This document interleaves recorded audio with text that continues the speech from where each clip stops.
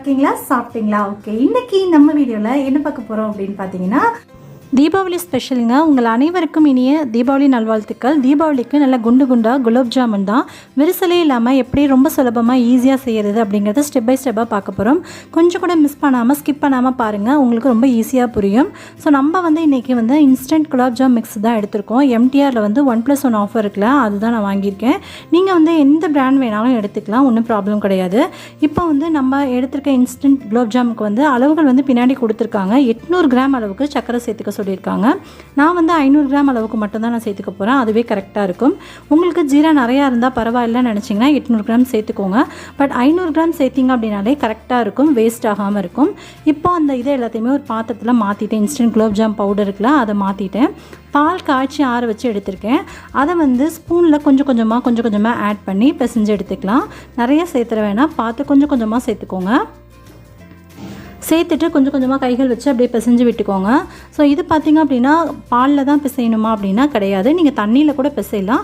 But பாலில் சேர்த்து நம்ம செய்யும்போது நல்ல இதோடைய டேஸ்ட் இன்னும் ரிச் டேஸ்ட்டாக இருக்கும். அதுக்காக தான் கொஞ்சம் கொஞ்சமாக பால் விட்டு மெதுவாக பிசைஞ்சு எடுத்துக்கலாம். இது பிசையும் போது பார்த்திங்கன்னா இந்த சப்பாத்தி மாவு மாதிரி அது மாதிரிலாம் பிசையக்கூடாது. இது கொஞ்சம் நல்லா ஸ்ட்ரிக்கியான கன்சிஸ்டன்சியில் இருக்க மாதிரி பார்த்து பிசைஞ்சுக்கோங்க.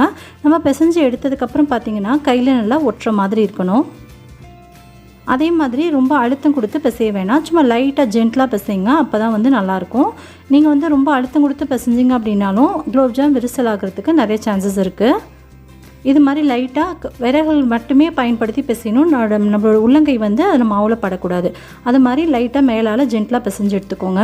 இப்போ பாருங்கள், இவ்வளோ பால் மீதி இருக்குது. ஒரு அரை டம்ளர் அளவுக்கு தான் எனக்கு கிட்டத்தட்ட பால் தேவைப்பட்டிருக்கும்.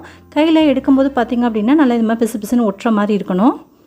இப்போ கைகளில் இருக்கிறது எல்லாத்தையுமே ஃபுல்லாகவே க்ளீன் பண்ணி அதில் வச்சுட்டு அப்படியே ஒரு தட்டு போட்டு க்ளோஸ் பண்ணி வச்சுருங்க. இப்போ எல்லாத்தையுமே எடுத்து வச்சுட்டு மூடி வச்சாச்சு. மூடி வைக்கும்போது கொஞ்சம் காற்று போகாமல் காயாத மாதிரி டைட்டாக மூடி வச்சுக்கோங்க. நம்ம அதுக்குள்ளே சுகர் சிரப் ரெடி பண்ணிடலாம்.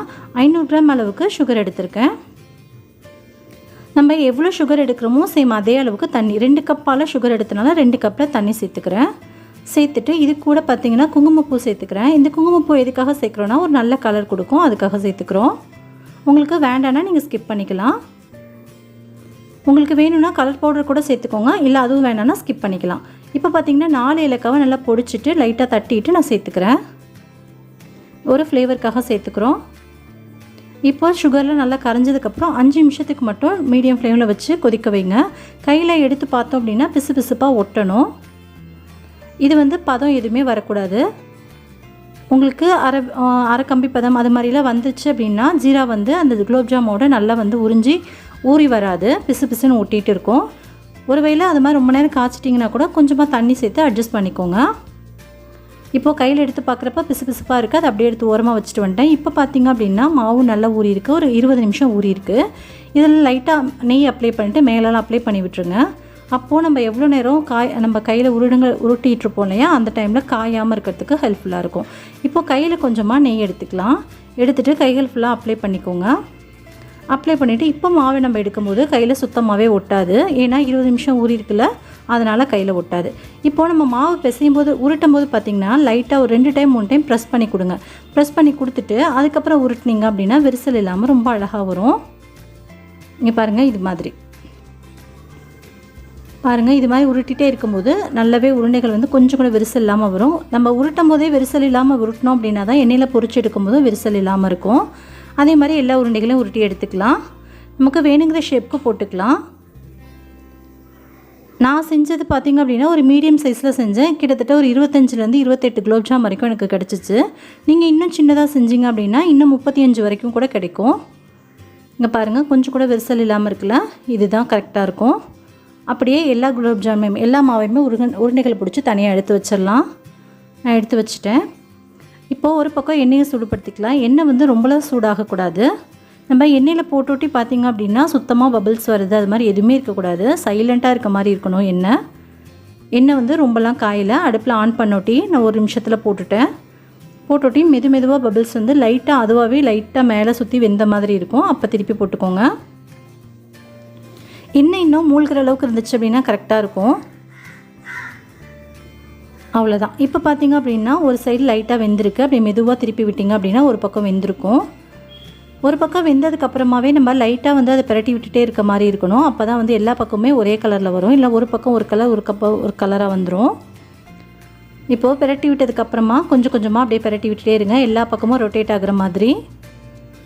உருண்டைகள் எல்லாமே எண்ணெயில் வந்து லேசான சூட்டில் அப்படியே பிரட்டி விட்டுட்டே ரொட்டேட் ஆகிட்டே இருக்கணும்.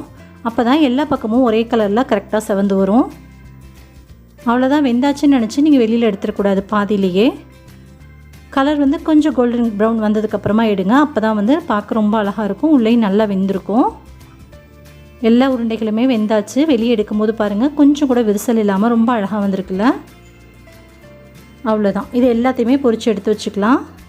இதே மாதிரி நான் எல்லா உருண்டைகளுமே பொரித்து எடுத்துகிட்டு நான் உங்களுக்கு மறுபடியும் காமிக்கிறேன். ஒருவேளை எண்ணெய் உங்களுக்கு ரொம்ப சூடாகிடுச்சுன்னா அடுப்பை ஆஃப் பண்ணிவிட்டு ஒரு 5 நிமிஷம் கழித்து மறுபடியும் சூடு ஆறுனதுக்கப்புறம் ஆன் பண்ணிக்கோங்க. பாருங்கள் கொஞ்சம் கூட விரிசல் இல்லை பாருங்கள். அவ்வளோதான், நம்மளுடைய குலோப்ஜாம் உருண்டைகள் எல்லாமே உருட்டி எடுத்தது எல்லாத்தையுமே சூடான பாகில் போட்டு எடுத்துக்கலாம். ஒருவேளை உங்களுடைய பாகு ஆறிப்போச்சு அப்படின்னா கூட மறுபடியும் கொஞ்சம் நேரம் சூடு பண்ணிவிட்டு அந்த பாகில் போட்டுக்கோங்க. உருண்டைகளும் சரி, நம்மளுடைய குலோப்ஜாம் சுகர் சிரப்பும் சரி, ரெண்டுமே சூடாக இருக்க மாதிரி பார்த்துக்கோங்க. அப்போ தான் வந்து சரியான பக்குவத்தில் ஊறி வரும். சரியாக 20 நிமிஷம் ஆகும் இது ஊறி வரத்துக்கு. 20 நிமிஷம் கழித்து நீங்கள் ஃப்ரிட்ஜில் ஸ்டோர் பண்ணுறீங்க அப்படின்னாலும் 20 நிமிஷம் கழித்து ஸ்டோர் பண்ணிக்கோங்க, நல்லா ஊறி வந்திருக்கும்.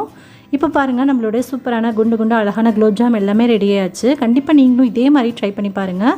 ஸ்டெப் பை ஸ்டெப் நான் சொன்ன எல்லா மெத்தடுமே நீங்கள் ஃபாலோ பண்ணுங்கள். கரெக்டாக உங்களுக்கும் விரிசல் இல்லாமல் ரொம்ப சூப்பராக வரும்.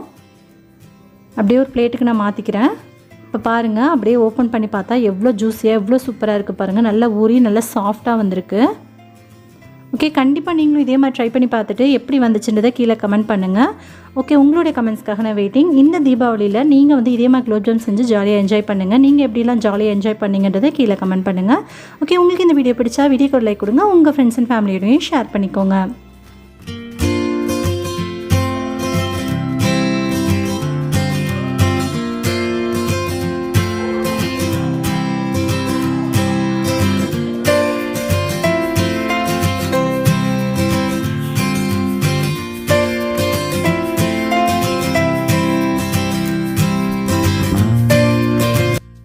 நிச்சயமாக உங்களுக்கு இந்த வீடியோ பிடிச்சிருக்குன்னு நினைக்கிறேன். வீடியோ பிடிச்சா வீடியோக்கு லைக் கொடுங்க, மறக்காம நம்ம சேனல் சப்ஸ்கிரைப் பண்ணிக்கோங்க, கூட ஒரு பெல் ஐகானை கிளிக் பண்ணிக்கோங்க, ஆல் அப்படின்ற ஆப்ஷனையும் கிளிக் பண்ணிவிடுங்க.